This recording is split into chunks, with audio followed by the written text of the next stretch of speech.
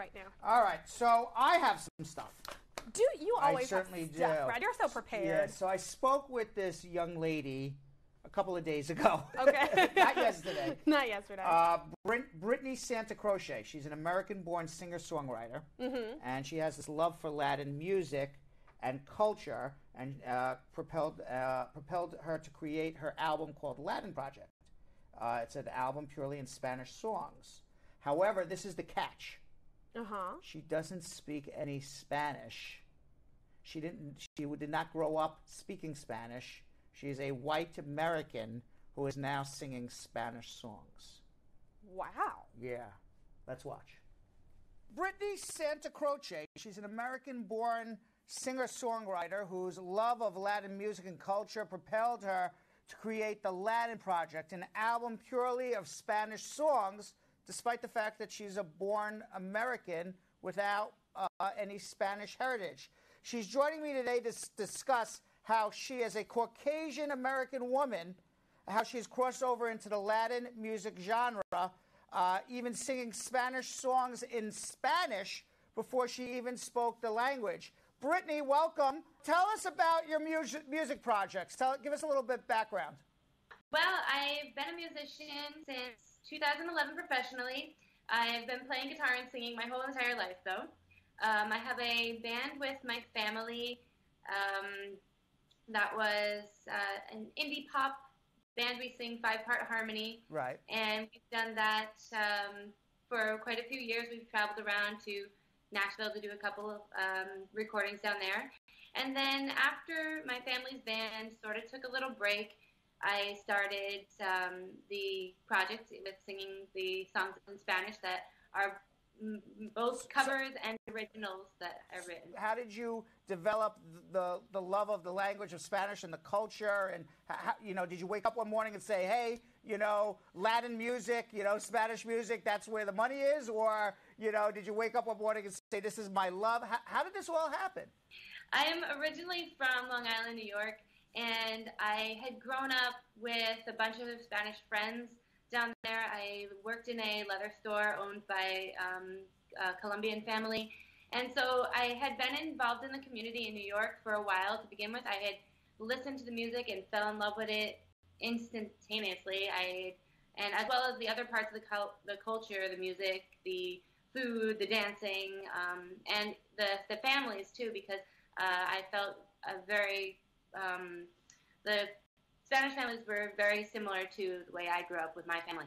So now you're working on something called the Latin Project. What phase are you in? Tell me about, what is this project? Is it an album? Is it a series of albums? Tell me what this is. It's basically just me moving over from my family's band who had taken a little break into my Latin, focusing on my Latin music. So we have recorded a single, our first single, in Colombia. That was some of the photos that you're seeing up there. That was the video, and the music was recorded in Cali, Colombia. And then as of last year, we had our second single come out, which was La Raza. And this year, we just released our third single called Parte de Mí, which is basically talks about my life and why I'm doing this and how why it's involved with both my American culture and the Spanish culture as well. Now, when you went to Cali, Colombia, what was the draw to go to Colombia versus going to Honduras or going to Argentina or Peru?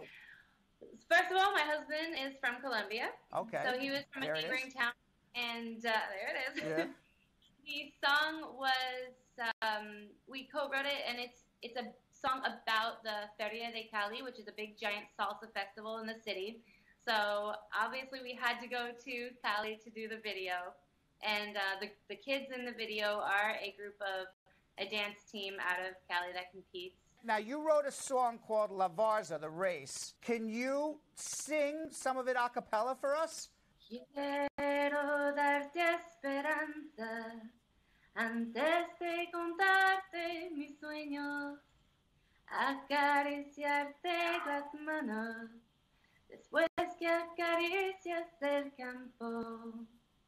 Quiero darte mi voz para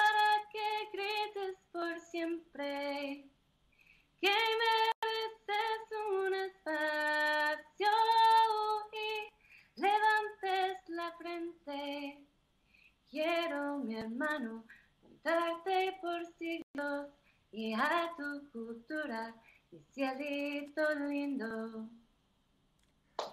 Very good. So now, what is it actually you're singing about? It was beautiful. That was fantastic. What is it? And you have a beautiful voice. What is it that you're singing about? Basically, I'm singing in solidarity with the community. I want to show support, show love. The lyrics basically say I want to give you hope. So you can, it's sort of a rough translation, but hope that you can, and give you my voice so you can cry out sort of like in pride. Keep your head up, and you deserve a space or a spot here. And basically a song for hope for immigrants. Exactly. And the lyrics also say, like, you're welcome into my home, into my life. Why did you feel that this was an important topic for you as a Caucasian, white, American-born citizen of the United States to sing about? It's always been a kind of a big thing for me since I was a teenager, because I had a lot of friends where I grew up who they either were here escaping from some sort of gang threat, and others who were trying to help family members, their mothers and their sisters back home. And I always looked at it, even though a lot of people looked at it in a way that, maybe they shouldn't be here, I always looked at it in a way that, how can that be how can you condemn somebody that's here for, for someone else? It's a selfless act in one way, trying to take care of someone else. How has the Latin American community, I mean, you're basically an outsider, how have they embraced your songs and your lyrics?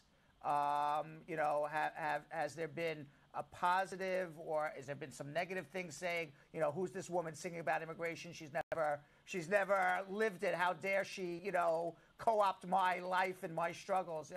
What kind of reaction have you gotten? I guess positive and negative, or mostly positive? I mean, I would think it would be positive, but you never know. I have to say I've really not gotten almost zero negative. Of course, a little bit. Everybody does.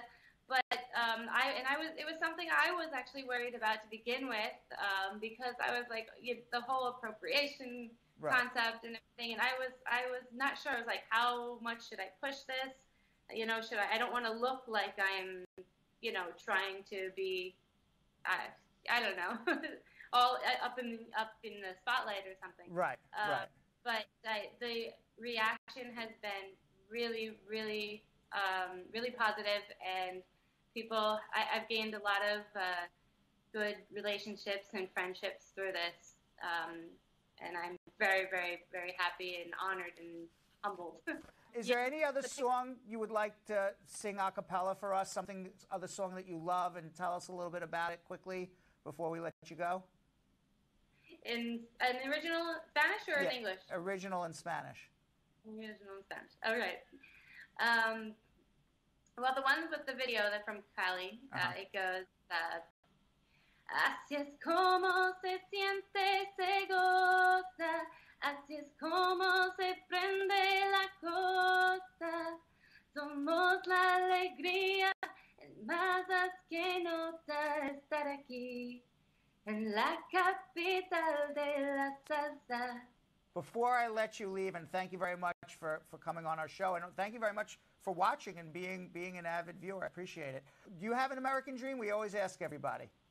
My American dream is to be a role model for both my kids in the world, to make culture a really big part of their life and my life, to be deeply rooted and involved in community has always been a big one for my family. Well, Brittany Santacroce, congratulations. Best of luck on your career and the upcoming albums. Congratulations. When you win your Grammy, please remember us.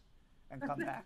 Thank you. All right, take care. She has a beautiful voice, doesn't she? She has I really thought that she had a beautiful voice. And I love that she actually kind of had the guts to just go a cappella on a Skype interview. I don't And feel like that's without easy. any preparation. Right. Like, hey, will you sing for us? She didn't know she was going to sing. No, I don't I think. said, why not? Let her sing. She's a singer, right? I think that's awesome. Yeah.